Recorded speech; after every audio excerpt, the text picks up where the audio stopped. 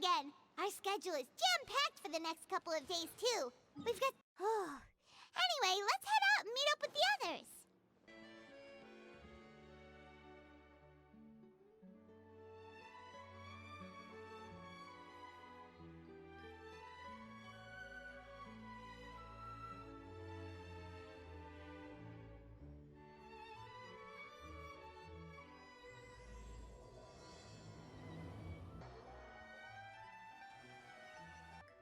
Good work, everyone! We're looking to wrap with our two main ladies today. I can already smell our success. What do you mean, looking to rap? Oh, aren't you the expert now? This upcoming scene is the two musketeers' final confrontation with the Baron. There will be quite a bit of action, but no choreography beyond what we've already rehearsed. Anyway, get ready. Lights, camera, action! The view is beautiful tonight. It reminds me of that fateful night 10 years ago. And now that I've said it, I can even make out the faint fragrance of herbal tea in the air. Enough, villain! It's time that you pay for the death of our mother! My dear Iris, have you forgotten your manners? How can you speak like this to your own father? I'd sooner swallow all of my teeth than call you father. What did I expect? Seems the daughters have turned out to be just as obstinate as their foolish mother. In this world, mora and status is everything. She thought she could blackmail me using her children and force me to grant her recognition and concessions? Ah, how naive can a woman be? Mother never asked a single thing of you. All she wished was for us to live a peaceful life, just like the others. It was you who personally brewed the poison of prejudice and sent Mother to her death. Compared to that deadly poison, the 2 bullets that will soon pierce through your heart will be like sweet mercy. And that's exactly why I said you're just as naive as her. Did you really think 2 muskets would be enough to defeat me? So let's see. What is stronger, mora and power, or the 2 muskets in your hands? Get them! Tulip! There are too many of them! It'll be okay. We'll cover each other, Iris. And Mother will be watching over us, too. Final warning.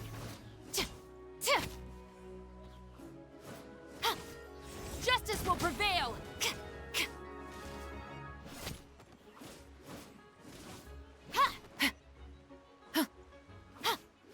Drop your weapons.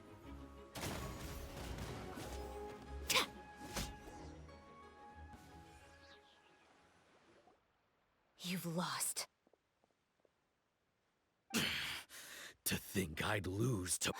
We are no children of yours, and we'll never call that place our home. Then tell me, what did you do all this for? You lost your mother, and will soon kill your father as well. What will you gain in the end, other than sentences for your crimes? We will gain our long-awaited justice.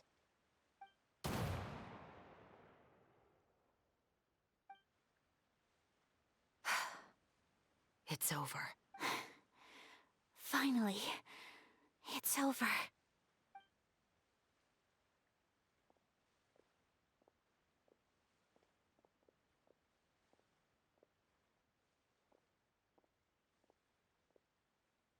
So, where will you go now, Tulip? I'm not too sure, Iris. Maybe somewhere with lots of flowers? After all, Mother always did love going where the blossoms were. What about you? I want to go visit Mother's grave. Yeah, that's not a bad idea. Huh? Tulip, look! What is it? It's Mother's favorite. The rainbow rose. Look, It's blooming again. Excellent! That was beyond mesmerizing. Even I didn't expect the scene to go so well. And we got it in a single take. All right, everyone. We've got a wrap for Tulip and Iris. Congratulations, Ayaka and Chevres! Thank you. I didn't expect our parts to wrap so quickly. I wish I could savor the experience for just a bit longer. Paimon totally understands. Paimon's not ready to say goodbye to the clapperboard either. Filming has really been a lot of fun. You were great too, Chevres. The way you said, long-awaited justice. It gave Paimon chills. That is indeed my favorite line in the whole book. I still remember trying to act it out in my room the first few times I read it. Whoa, Paimon would have never guessed you're that type. Who doesn't like stories where the guilty are punished and justice prevails over evil? Don't forget, I'm the captain of the Special Security and Surveillance Patrol. Captain, I have something urgent to report. Please excuse me, everyone. I'll be back in just a moment. It's okay, don't worry about us.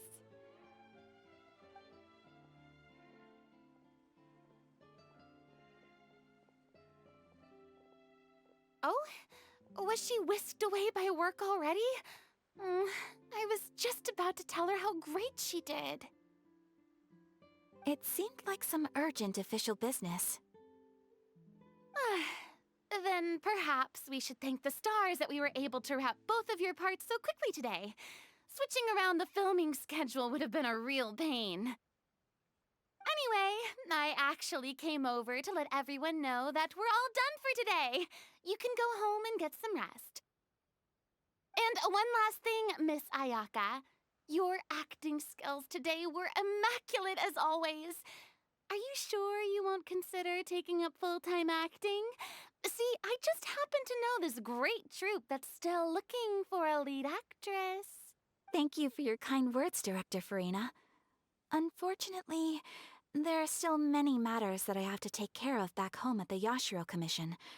I cannot remain in Fontaine to pursue an acting career. Nevertheless, I will make sure to treasure this incredible opportunity in my heart. Oh, that's a shame, but I understand. Just let me know if you ever change your mind. I believe it's also about time for me to take my leave. But hopefully I'll see you on set over the next few days. Even though my part's wrapped, I'd still like to swing by and help out the crew. See you tomorrow, Traveler. Yep, see you tomorrow. Well, what should we do next? Maybe we'll go investigate the case some more with Chevres today. Traveler, Paimon, please come with me. Huh? Where are we going? You could say that our ship has finally chanced upon one of those small, remote islands of Intel.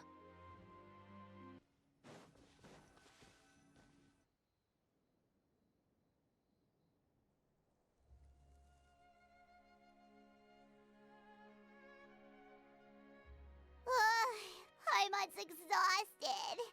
Paimon definitely didn't expect having to float this far after a full day of filming. So, Chevres, why did you take us here? Affirmative. It wasn't anything conclusive, but it should show us a clear way forward. Have you ever heard of someone by the name of Emily? Oh, you mean that famous perfumer? She's a good friend of mine. She's lent me her aid several times in the past to resolve some difficult cases. After I discovered the rainbow rose at the scene of the murder, I sent it to her. After all, she's probably the foremost expert on flowers and scents in all of Fontaine. And then? There was nothing remarkable about the flower or the trace amounts of soil left on it. But according to Emily, the rainbow rose left by the killer was derived from a very rare cultivar. Huh. Paimon didn't know that there were different varieties of rainbow rose. Paimon just thought they grew everywhere in the wild. Flowers that are deliberately cultivated will always show some different features from those that bloom in the wild. We already knew that the rose left at the scene belonged to a special cultivar, but with Emily's expertise, we were able to pinpoint the place where it was first picked from. Oh, Paimon gets it now. So whoever whoever's planted that rainbow rose was probably the killer! Precisely. And after we checked what we learned against some sales records from the past, we discovered that there's only one person in all of Fontaine who could grow and sell this specific cultivar. Really? And who is it? It's the novelist. But didn't you say he had an alibi? To be clear, I haven't changed my mind about him. I still don't think he was the one who pulled the trigger. However, that doesn't mean the true culprit never visited him at his home or never purchased a rainbow rose from his garden. Whatever the case, we will have to confirm a number of things with him. So you mean the next place we need to go is... Yes, we're going to pay him a visit at his home.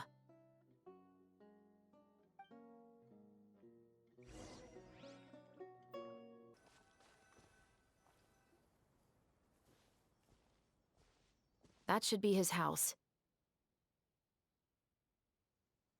There are so many Gardamex stationed around the place. That's pretty unusual, right? According to what he told me last time we spoke, he hired them so he won't be harassed or disturbed. Huh.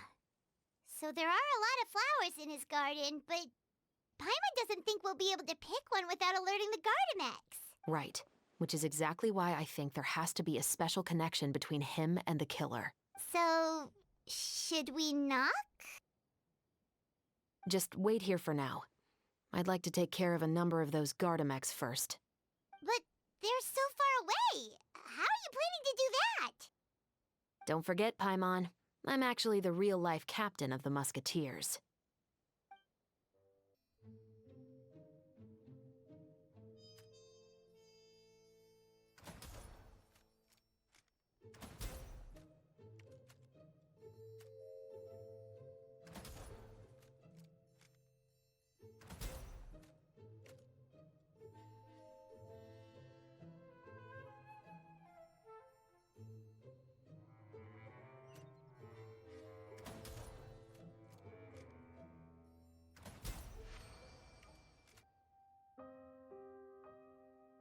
All clear.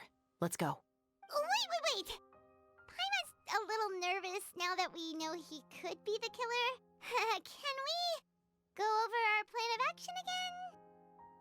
I'll go knock on the door and make sure it's safe inside. Once we're sure that we're in the clear, I'll ask him to come with us for a quick round of questioning at the guard's headquarters. But can't we just arrest him? We still have no evidence that he's the killer, or that he lent the killer any direct aid.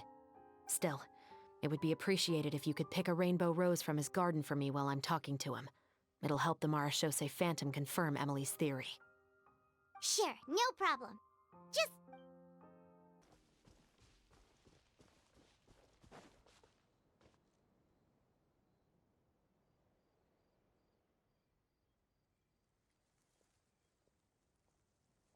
Excuse me, Mr. Baptiste, are you home?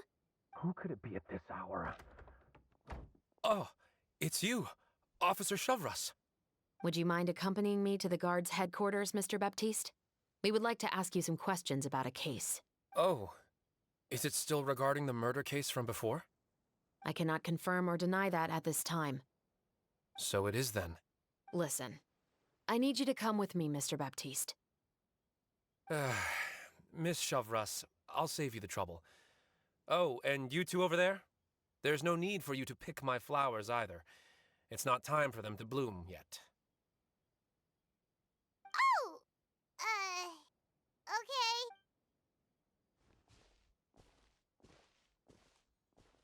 By saving me the trouble, you mean... I will confess. I was the killer. Huh? He just admitted he's guilty! Please relax, everyone. I'm not armed. The musket you're looking for has been buried in my backyard. Then it's my responsibility to inform you, Mr. Baptiste, that everything you say right now will be used as evidence for the inevitable trial. Yes, I am perfectly aware of that. I must say, I hate this feeling. Oh? Is it because I confessed? Or because you've been proven wrong? Both, I suppose. For the same reason as the one I wrote out in my novel, of course. I know you haven't figured out the link between the two of us. Had you done so, I'd have been taken away to the headquarters a long time ago. But that won't stop me from always remembering his grotesque face. After all, he was the one who killed my mother. Your mother is still healthy and well. You know, I was adopted as a child. I was referring to my birth mother. That was never recorded in the orphanage's records. Please forgive a 6-year-old child for concocting some lies to protect himself after watching his mother die right in front of him. So, your novel, it was like a record of your life? No, of course not. It was a work of fiction with many embellished parts. But I am indeed the illegitimate son of a wealthy and influential man who abused his power to murder my mother. That part was 100% real. But the man you killed didn't have a Mora to his name. He was a hired assassin, an irredeemable beast who sank his fangs into a defenseless woman just for a few bags of Mora. But if that's really the truth, you wouldn't be telling us any of this now. You still haven't managed to take revenge against your father, the true mastermind behind it all. I never thought I'd hear that kind of thing from the captain of the Special Security and Surveillance Patrol. I'm simply skeptical about your motives.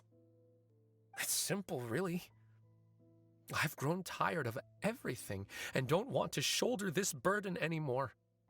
You may have considered me too soft to pull the trigger. Well, as it turns out, you are exactly right. I've become overwhelmed by the aftermath of the murder. So you're going to call a stop to your revenge, just like that? The true mastermind is too rich and too powerful for me. I've accepted that I will never be able to avenge my mother alone. And so what? The characters in your book never gave up. Now, Officer Shavras, I'm the one who has killed a man, aren't I? Are you trying to convince me to commit another crime? What's your father's name? How do you plan to prove the veracity of all of your claims? Well, I'd like to speak with you privately. Sure. Why don't we speak privately at the guard's headquarters? No, it has to be here. I must ensure that we won't be overheard. Fine. Let's talk here. When I said won't be overheard, I meant by anyone. I would like to speak with you and you alone. Thanks. I appreciate it. Please stay safe, Chevres.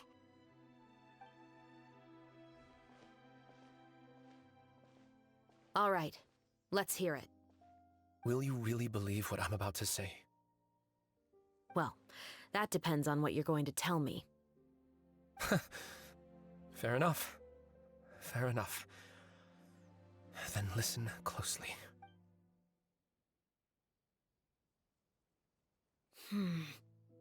So that's how it's all connected. So, it seems you believe me after all. Do you want me to go public with this? No, of course not. At least, not right now. Then why did you bother telling me? You've read my work. What do you think? Even if you were to go public with all of this right now, he'd simply deny everything. It's been too long. Almost 20 years. Anything that could be used as evidence has long faded away. Even if there might have been a solitary island of truth once upon a time, it has long sunk beneath the waves by now.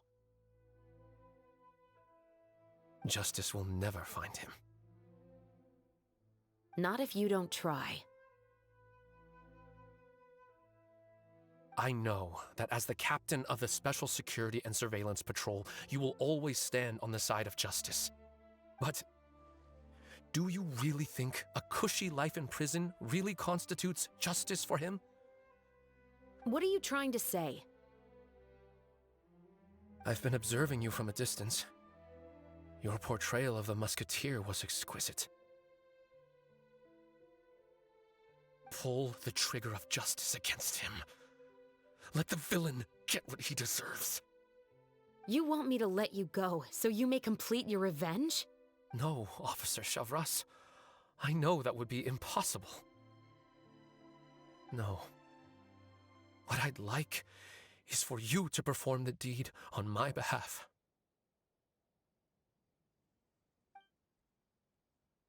Oh, Shivra sure is taking her time. What could they be talking about anyway? Oh, Paimon's worried. What if he decided to attack her? Oh, you do have a point. Still, do you have any idea who the rich person might be? And why the novelist doesn't want us to hear what he's saying to Chevres? Sorry to keep you waiting, you two. Hey, how did your talk go? I've already sent someone to escort Baptiste back to the headquarters for questioning. He wasn't lying about the musket. It was indeed buried in his backyard. But what about the name? Did he tell you the name of the rich guy? Yes, he did. But for now, I have to return to the Special Patrol. There are still a few loose ends I need to tie up. I'll probably be quite busy over the next few days, so apologies if you don't see me on set. All right, Paimon understands if you can't tell us everything you know. We'll just keep an eye on the Steambird then. Actually, there's still something else I need your help with.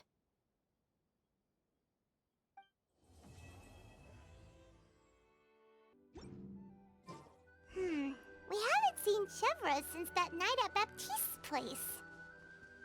Well, guess there's no point in worrying about it now. Let's go join up with the others.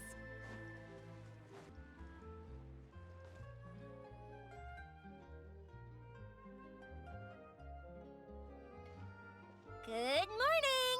Hayaka and I were just talking about you. Is Chevres still not joining us today? Probably not. We haven't seen her either. Huh? That's such a pity. Director Farina said that we've only got a few small scenes left before wrapping up the entire thing. She even said that she'll get me into a couple scenes, so everyone will have a chance to shine in front of the camera. We were also planning on having a victory feast once we're all finished filming. You can join us, right? If only Chevros was here. I still haven't taken a photo with her. I'm afraid that can't be helped. Those special patrol folks are like phantoms when they've got a case on their hands. But to be honest, I'm even more concerned by what I read in the Steambird earlier this morning. It said that the killer in the murder case was none other than the author of the Two Musketeers. Oh yeah, I heard about that too. He came forward and confessed his crimes, but gave no explanation as to why he pulled the trigger.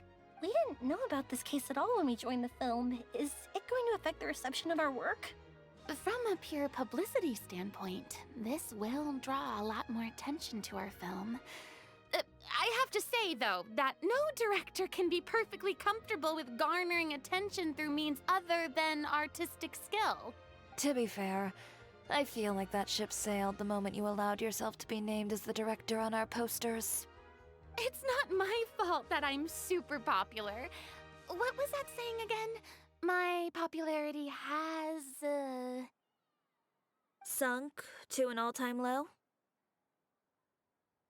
spread to the four corners of Tibet.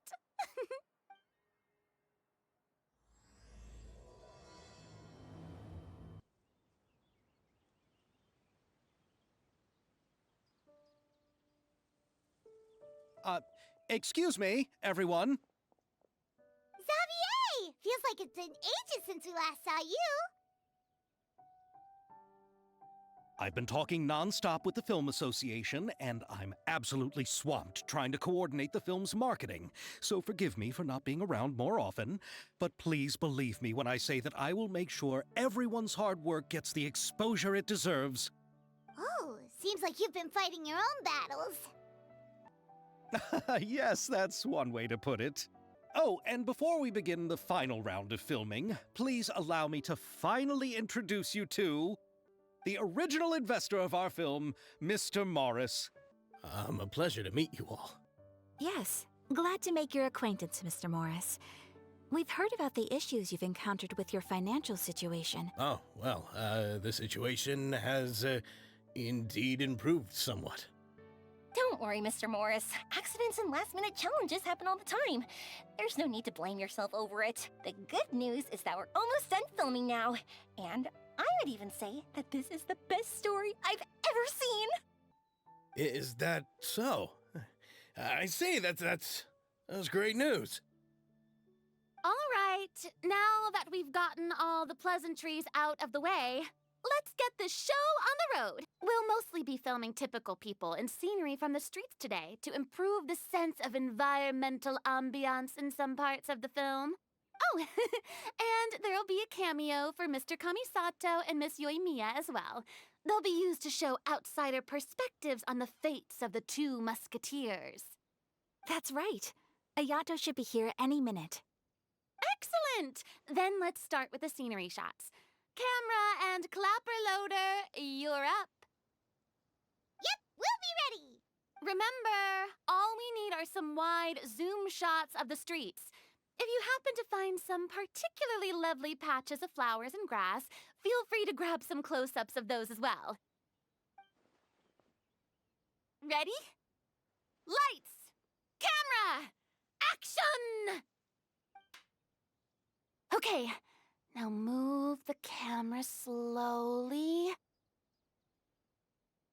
Try to focus on that flower. What's wrong? Just adjust the focal length a bit. Something the matter?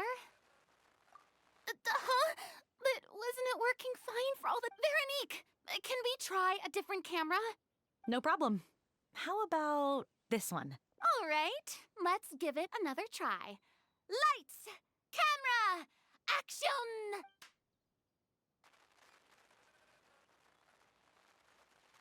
Don't tell me. This one is broken too? Veronique, do we have any other spare ones we can use? I'm afraid we only brought these two today. What? Then go find a workshop to get them repaired right away. Oh, and you too, Bono. Go find our spare camera in the warehouse and bring it back to the set. On it. Greetings, everyone. My apologies for the delay. Is something the matter, Ayaka? It seems like there are some issues with the filming equipment today. We're stuck for the moment. I see. Well, let's not just stand here twiddling our thumbs. Actors, to the makeup booth. We'll start on the next scene as soon as we get a working camera. The people at the workshop told me that the part which holds the lens in place seemed to have fallen off. That's super strange. It was perfectly fine just yesterday. Well, no time to dwell on that now.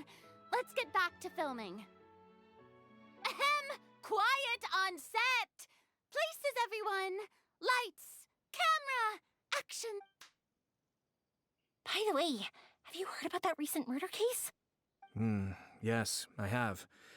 It seems that they've caused quite the commotion in the city. I heard that the chief of the guards is so mad about not catching the culprit that he's about to explode. Oh?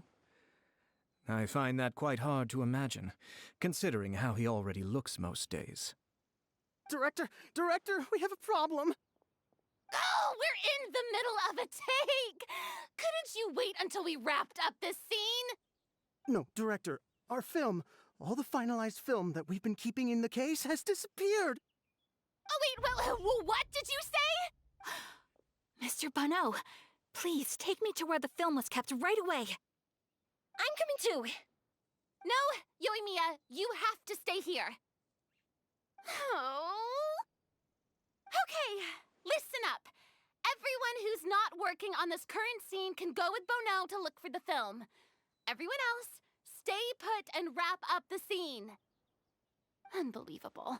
How could all these problems happen in just one day? We're back.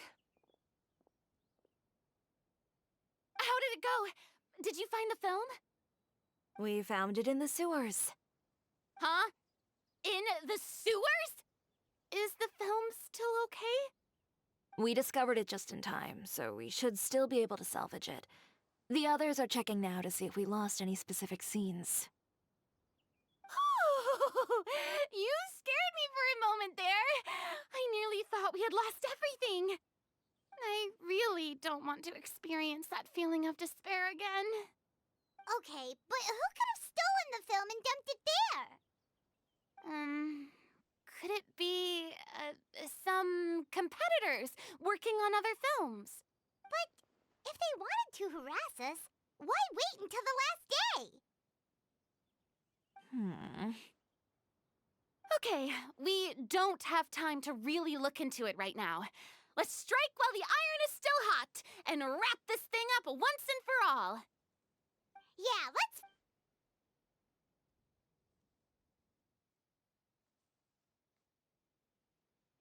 I would like to officially announce that our entry to the festival, The Two Musketeers, has now concluded filming! Paimon is spent. It's so late already. Even though the filming process proved to be extremely challenging, everyone provided valuable and unique contributions to the final product. Thank you all for your dedication and support. And just like direct, my most heartfelt thanks to all of you. Really, you've all helped me so much. All right, let's save the awards speech for later and hope anyway. Now it's time to party! Let's all make our way to the beach and have a celebration feast so loud and fun that even the blubber beast will want in. Party, party! Paimon wants to party! Whoa, this place is hopping. Everyone's finally getting to relax after wrapping up the film. Let's go chat with someone. Hey, Ayato! How's your work been going? Everything went rather smoothly. Thank you for your concern.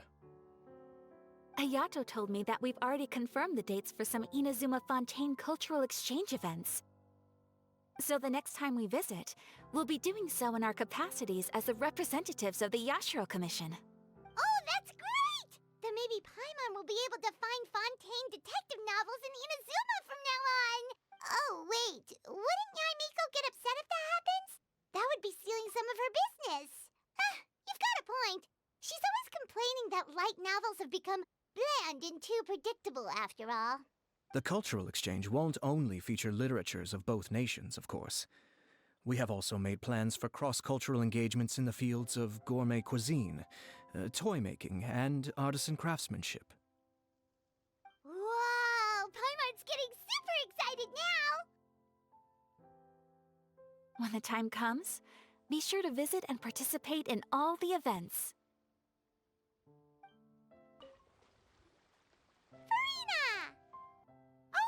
My darling clapper loader and camera operator, you've both worked really hard. Paimon thinks you worked even harder than us. Honestly, Paimon was getting a little tired of playing with the clapperboard by the end of it. Worst of all, Paimon started having dreams of you shouting, "Lights, camera, action!" into Paimon's ears. The actual dream can't even start until you've yelled that. Hey! If anything, shouldn't I be more grand and delightful in your dreams? We've been through so much together, and that's how your brain remembers me?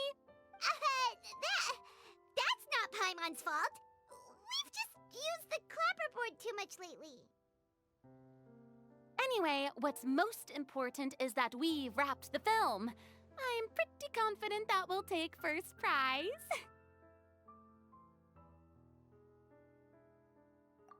No need to mention the official name. Wait, now that you mention it, if we did win the prize, would Farina just get a statue of herself? Come on, I don't need that kind of attention. Xavier can accept the reward on our behalf. But just imagine! Farina accepting the Farina Award and holding a Farina statue. I'm going back to my dessert now. you all can keep discussing that on your own. Chiori! Hey, you two. Are you not really into these kinds of big social occasions? Not particularly. But this is still better than Fontaine Fashion Week. But if this film becomes a big hit, people will definitely come flocking to your shop. Yes, that's highly likely.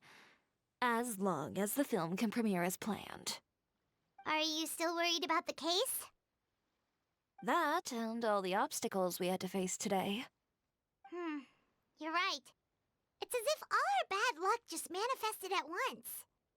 But why today of all days? No, it's nothing. We've already delivered the film to the editors, so there should be nothing more to worry about. How are you doing, Mr. Morris? You having a good time? Well, you could say that. Do you happen to know when the party is scheduled to end? Judging by how much fun everyone's having, I'd say probably not until well after midnight. Is there something that you still have to take care of at home, Mr. Morris? Oh, well, I'm just not a late night person, so I might take off shortly.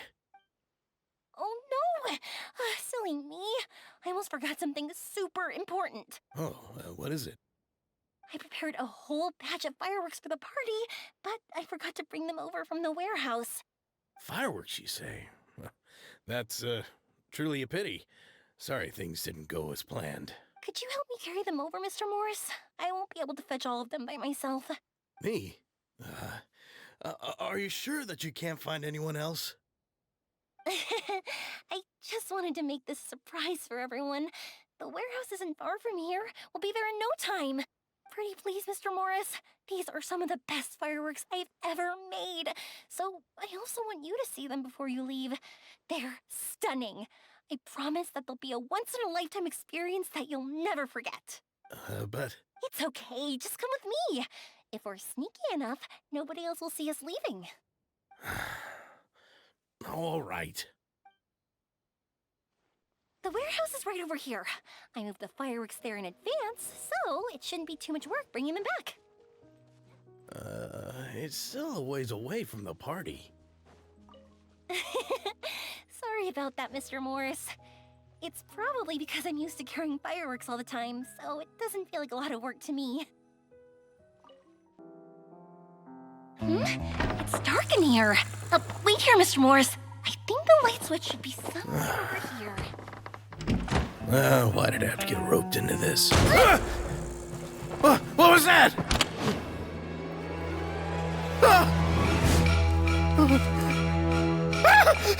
Who's there? Get me out! Get me out of here! Did you really think you'd get away, Morris?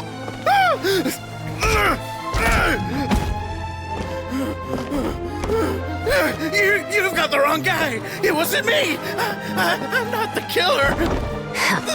You know, Eliza died a far more heroic death than this.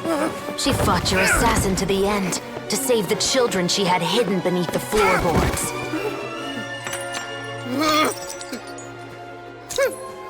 That is Eliza's pendant. The one with a photo of you two inside. The one you gave her. Ring any bells? It's a fake! It has to be! There's no way! No way your assassin didn't destroy it, you mean?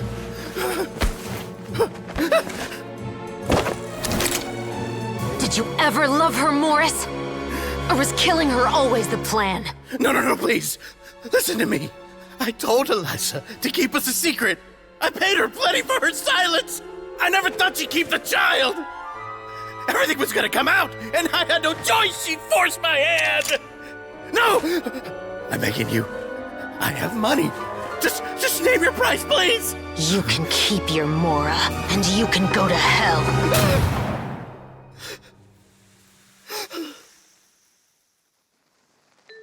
I'm Captain Shovraz of the Special Patrol. Morris, you're under arrest for Eliza's murder.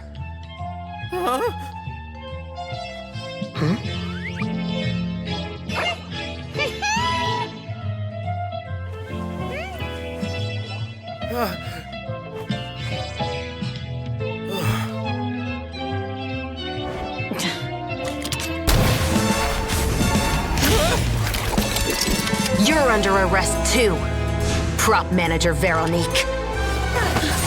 Or perhaps I should call you the Second Musketeer.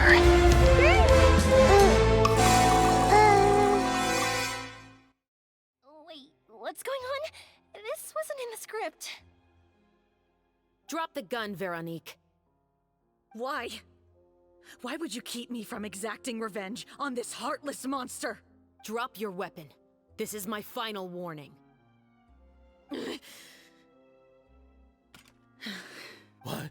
What is going on?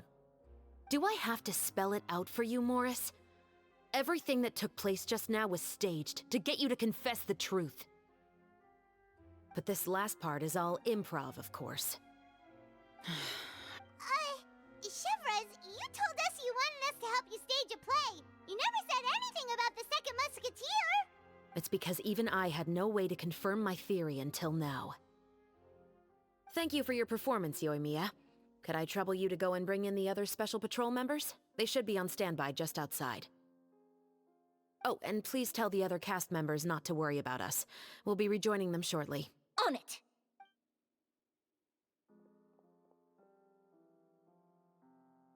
So what do you think, Morris? Care to talk about what happened 20 years ago? My patience is limited, you know. Don't force me to take you back to the interrogation room. I'd wager that you wouldn't last for more than a minute in there. With the recording we made, you have no chance of winning in court. Cooperating with us now is the most practical move. All right. I'll talk. I hired an assassin to murder Elisa. She once worked as a maid on my family's estate. She was very beautiful, and after some time I fell for her. We kept our relationship a secret and carried out an affair for some time, but it wasn't long before she became pregnant. And if my parents ever found out, they would have stripped me of my inheritance and status, driven me out of my home. I also didn't expect Elisa to insist on bringing the pregnancy to term. She even asked me to leave my family and travel far, far away with her. She believed that you were truly in love with her. I didn't have a choice. I gave her a large sum of mora, told her to leave the family and to get rid of the baby. But then years later, she sent me a letter. There were photos of 2 children, and she even asked if I could find some time to visit them. Huh? 2 children? Paimon thought Baptiste was the only... you mean... Even if she had the children against your will, you could have just ignored the letter entirely. Why kill her? I had just gotten engaged to be married to an heiress from another wealthy family. So if anyone were to find out about Elisa, my life would be completely ruined. I didn't have a choice. No. You always had a choice. You just made the wrong choice. Again. Do you know how it feels to watch your mother be killed right in front of you? My brother and I were hardly even school age yet. We were hidden beneath the floorboards, grasping each other's hands like a lifeline. We were so terrified that we didn't even know we could ever take a breath. All we could do was to watch Mother try to fight back, and then collapse to the floor. Even after the assassin left, we were still too terrified to leave our hiding spot. We thought that he might come back. It was only until the next evening when we finally climbed out and gathered around our mother. But she had already become cold and stiff to the touch.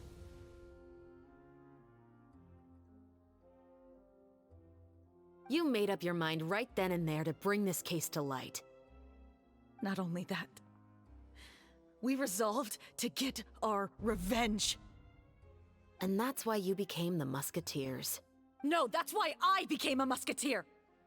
The man from before was also killed by me. My brother had nothing to do with it. I figured as much. You did? I once told these two that he didn't look like a killer to me. His confession from that night also rubbed me the wrong way. I think what really tipped me off was, how could I not feel a sense of regret in him? Huh? He confessed faster than any criminal I've ever met, but he didn't say a single word about you. He insisted that he was the sole perpetrator in the case. But after the questioning ended, I disassembled the musket we dug up from his backyard, put it in front of him, and told him to reassemble it. Wanna guess how far he got? He had no idea where to even start. He's never touched a gun in his life. Based on that, I determined that he was not acting alone. He only surrendered himself to draw our attention and create a moment of opportunity for his partner. And as expected, the second musketeer followed us without hesitation once she saw Morris get separated from the rest of the cast. Besides, why else would he call the novel The Two Musketeers? But how did you know it was Veronique? I figured it out the moment Baptiste told me his father's name. That so-called financial crisis was all just a ruse. He just wanted to sign up as the investor and then leave the film without any source of funding. After all, he has a vested interest in minimizing the reach of this story. It's really Human scum. But then Xavier pulled out all the stops and got the film made against all odds. Morris couldn't have that. With the killer in custody, he figured it was safe to act. And so he came to visit the set today, just as I expected. Wait, so you were behind all those mishaps today? As for the identity of the second musketeer, I assumed they'd probably stay close to Morris and look for an opening. And if they already knew that Morris was the film's investor, then that narrowed the list of potential suspects as well. Furthermore, being the props manager would allow the culprit to avoid scrutiny by purchasing mechanical parts in the name of the crew.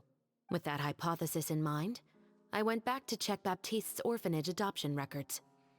Guess whose name I saw on the same page, just a few lines from his. My brother. He trusted you. As in, he trusted me to perform the deed on his behalf? He trusted you to stand on the side of justice. I am. I thought you could do it as well. Oh, the look on your face when you told him to go to hell. I really thought you'd put a bullet in his brain. You know what he has done. Are you telling me that you'd rather see him spend the rest of his life living like a king in the fortress of Meripede? I will never be able to forget the feeling of my mother's cold, lifeless hands. And you would call this ending fair? I won't lie, Veronique. I did hesitate when your brother first told me about the truth. I wondered. I agonized over whether I should really put a bullet in his head. So why don't you? Because that should never be how justice is carried out in this world. Perhaps, to you, justice is simply reciprocated. An eye for an eye, and a life for a life. But everyone has their own understanding of justice. If everyone were to pursue their own definition of it, there would be no more order in this world. Today, you'll kill Morris, and tomorrow, his children may come for you. The world cannot render judgments based on a desire for revenge. That will only lead to a cycle of revenge, as well as the destruction of order and civilized society. Fontaine is founded on a set of laws and a standardized code of justice. That is why we are the nation of justice. But with all that said, I will promise you this. Morris will not lead a cushy life in the fortress of Meripede. Chevreuse, the rest of the Special Patrol is here. Thank you so much, Yoimiya. Letelier, Terena, please take them away.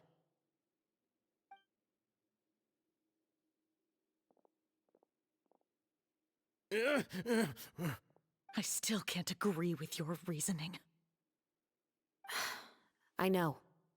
Justice has not been delivered. At least, not today. Chevreuse. Let's go. We should give an explanation to the crew. Thank you for your concern. I'm fine. I'm just thinking about the things in life that have driven people to take justice into their own hands.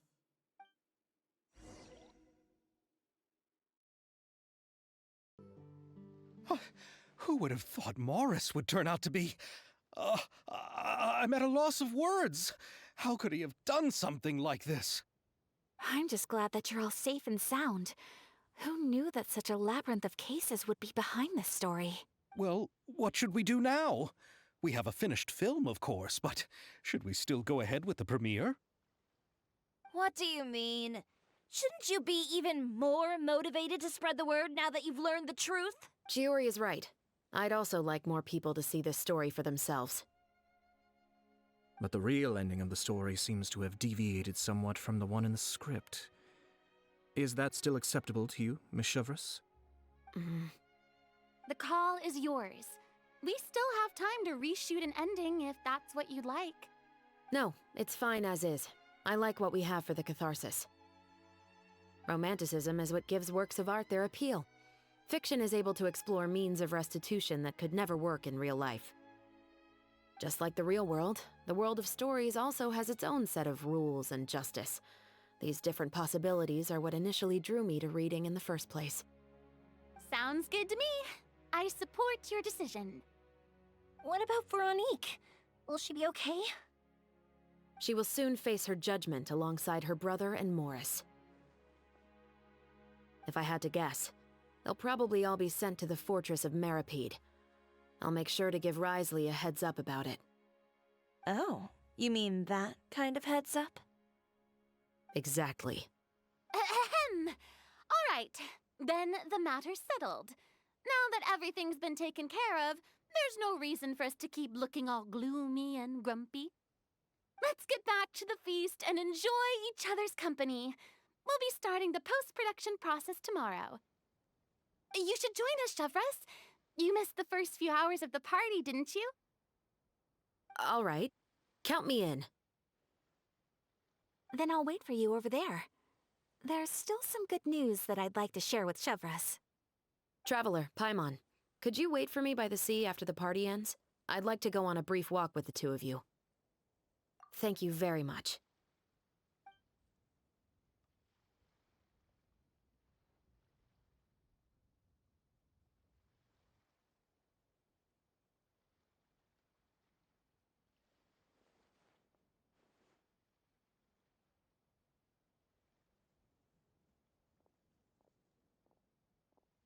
Sorry for the wait. Oh, we weren't waiting long at all. Is there something else you wanted to tell us? No, I don't have anything new to share. I just felt that since you were my investigation partners, I should have another conversation with the two of you.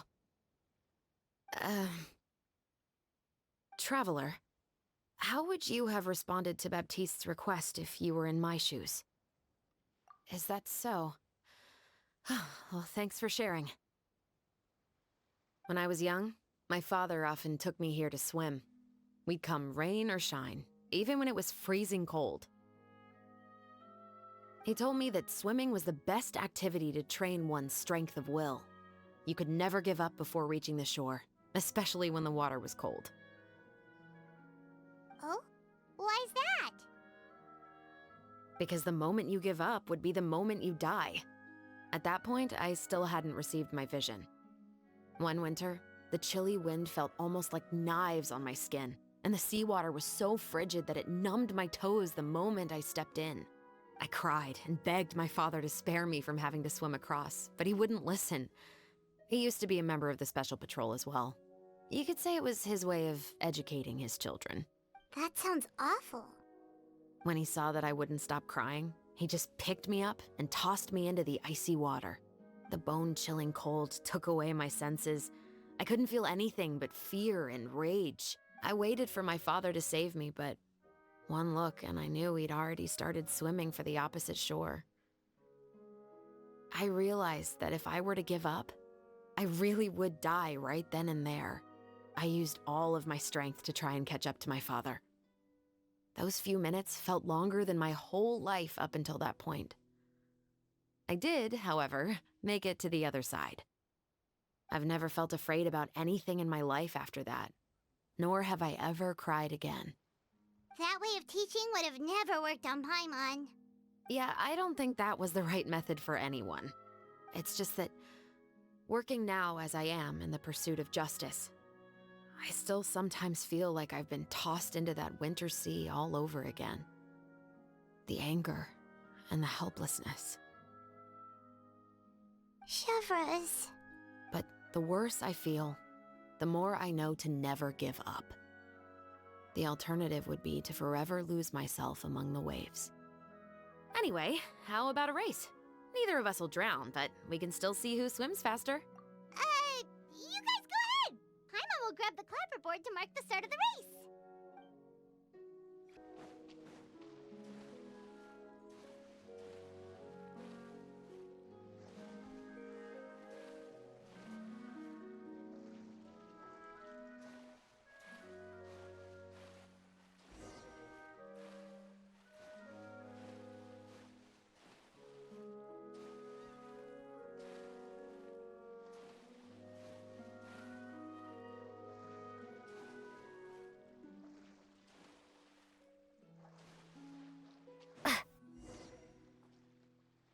Whoa, that felt good. You were so fast in the water, Chevres. You were swimming even faster than Paimon can fly. So, about the special patrol. Did you join because of your dad? Partly, but I'd say I was more inspired by the heroes I read about in stories growing up. Oh, so it's due to your love of stories. Of course, it was only after I joined the special patrol that I learned that truth is often stranger than fiction. Come on, let's walk a bit more.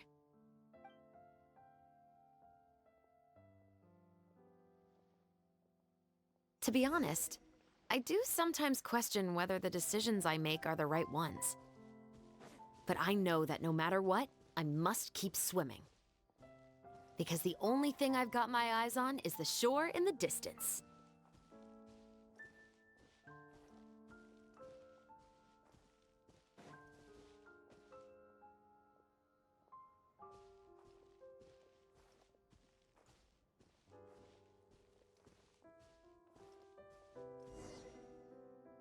Thank you for coming on this walk with me. I feel a lot better after getting all that off my chest.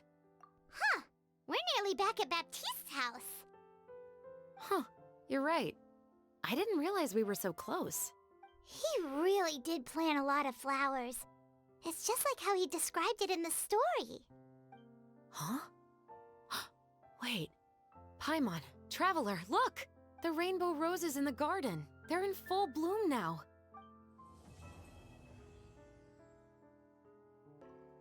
Even though it's a bit late, I must thank you for investigating this case with me. Not on behalf of the Special Patrol this time.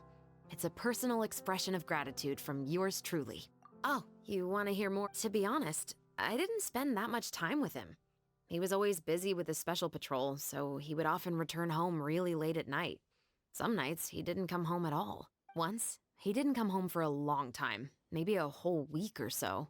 When I went out to buy food, I learned that he had become a criminal, and by extension, that made me a criminal's daughter. But we can talk about that another day.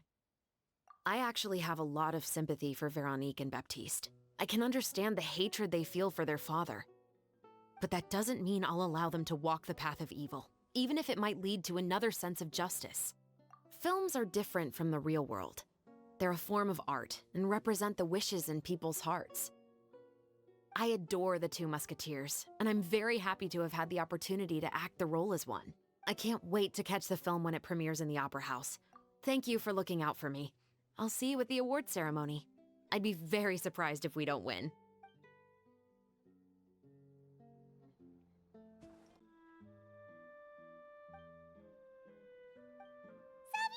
Hey there, you two! Sorry I've been scarce. I've been buried in marketing and preparing the film for release ever since we wrapped post-production. The award ceremony is today, right? Paimon wonders if we'll win the Farina Award. I'd give it a 90% chance. Farina! Oh, Paimon didn't know you were already here. You're I'm sure the others will also be here in no time.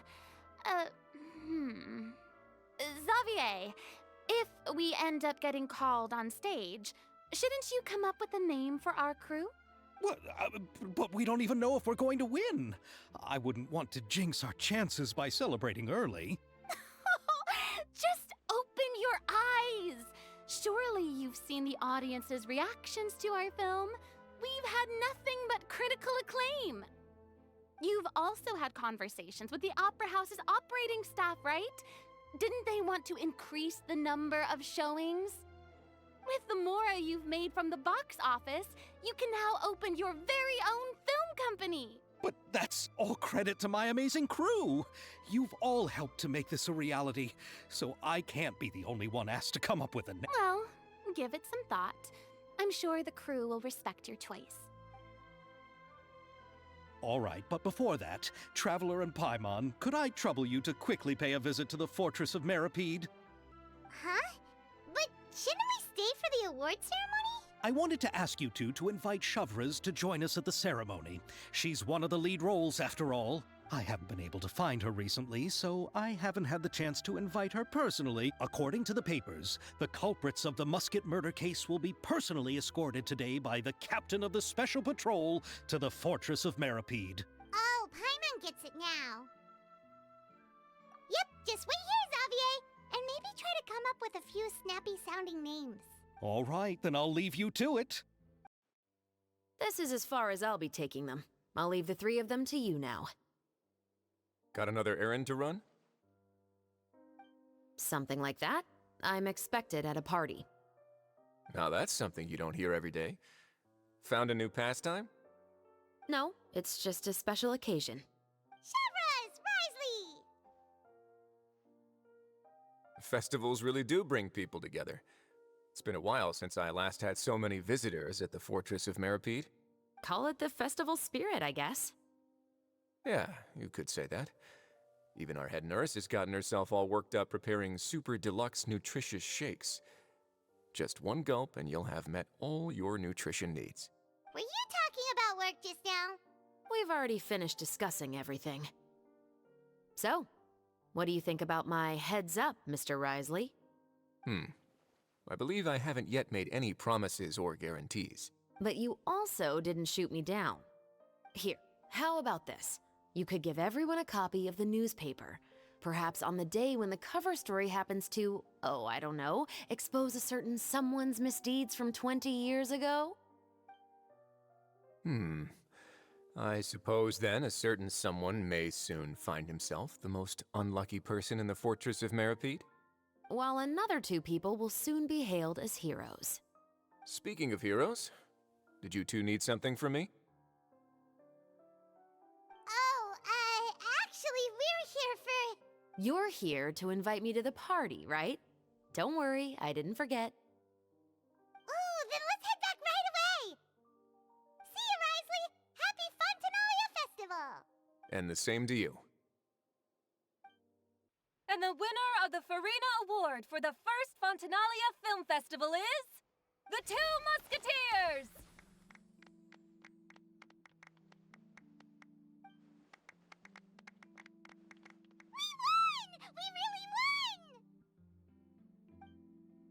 Congratulations, Mr. Xavier.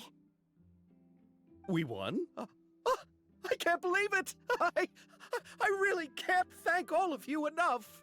See? My takes on Fontaine's entertainment industry have never been wrong. Now, please welcome to the stage the producer of the Two Musketeers, Mr. Xavier!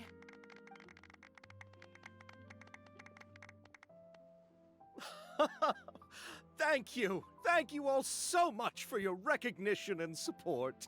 Time really flies, huh? It certainly feels that way. It feels like it was only yesterday when you were teaching me to hold a musket. Will you come back to Fontaine again? Of course! I'm very fond of this city.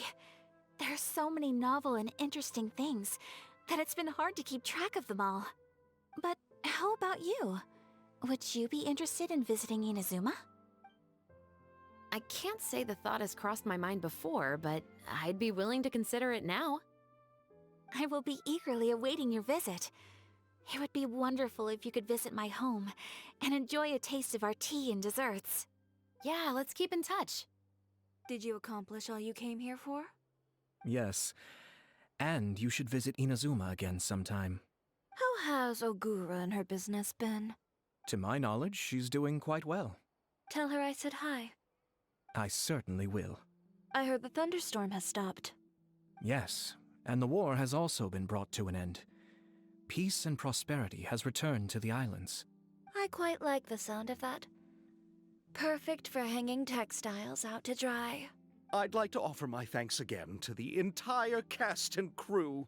Without you, I would have never completed this film, much less had the opportunity to be standing on this stage. With the support of my entire crew, I would like to officially announce our film company, Musketeer Pictures.